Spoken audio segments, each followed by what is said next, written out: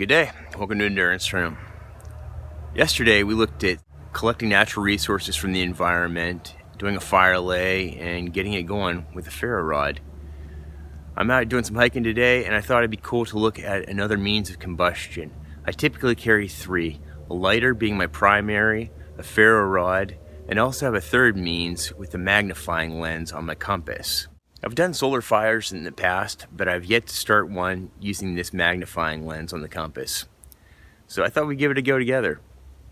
Typically, your best sun for doing a solar fire is at midday when it's directly overhead and it's at its hottest. Right now, it's about 3 p.m. in the afternoon, which isn't optimal, but we're gonna see if we can pull it off. I collected some birch bark back on the trail, and let's just see if we can get that going. So this is the thinnest piece that I've collected.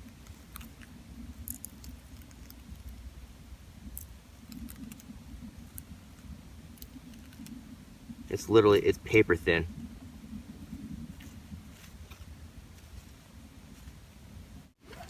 If you're not familiar with the MC2, this is a pretty high quality compass. It's got a signaling mirror, rotating bezel ring. You can set the declination on the back depending on your location, and right here is a little tiny magnifying lens.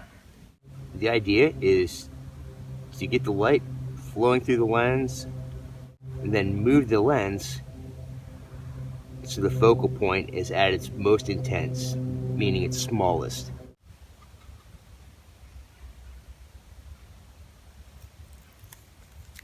The sun is moving on me already. I'm gonna just try it with the bark right in my hand. After you get the lens placed and the light focused, it's probably a good policy not to look directly at the focal point, as it's very, very bright.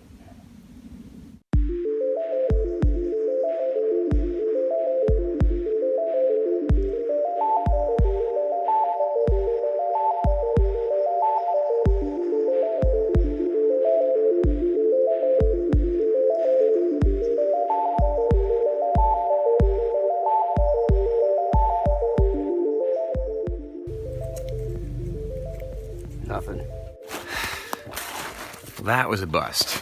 There was no smoke, no discoloration on the bark, and I held it in place for about 10 minutes. There's a couple things working against it. It's the end of the day. The sun isn't in an optimal position. The lens on the compass isn't as strong as it could be, and perhaps using the bark as a tinder source wasn't ideal either. So between those three things, something was off. But at least we tried. Now that being said, say you're outside and that was your only implement for creating fire. Say your lighter was dead, you didn't have a ferro rod, you just had the compass. What else could you do? It's about an hour and a half before sundown. If you really knew your stuff, and you're lucky, you could probably pull off a bow drill fire if you collected your resources. We're lucky enough to find stuff out in an environment like this, maybe.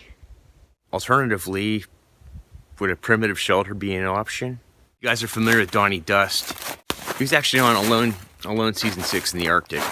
But he's put out some really cool primitive survival stuff, and one of them is setting up a Sasquatch sleeping bag, which is basically an emergency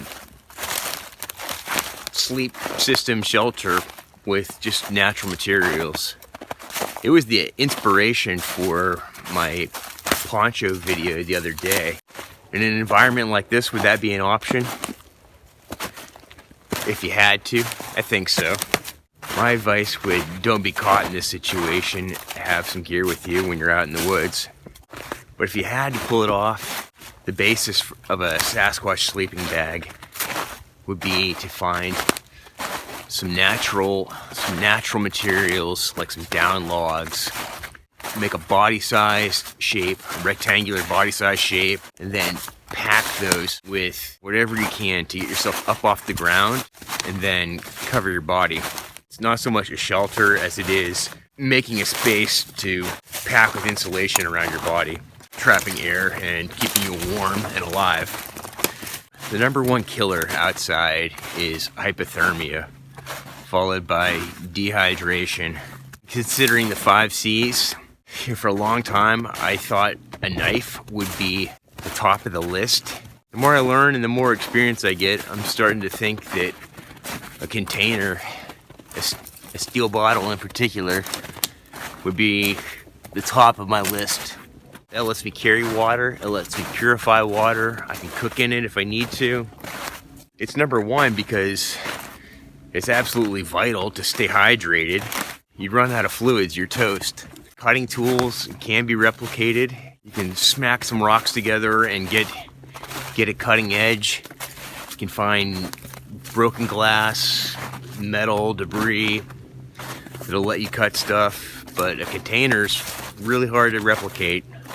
I don't know how many of you have ever tried to burn out a log to make a vessel. It takes some doing. If I had to prioritize the 5 C's, I'd go container, cutting tool, combustion device, cover, cordage. That would be my order. How would you guys categorize the 5 C's for yourself?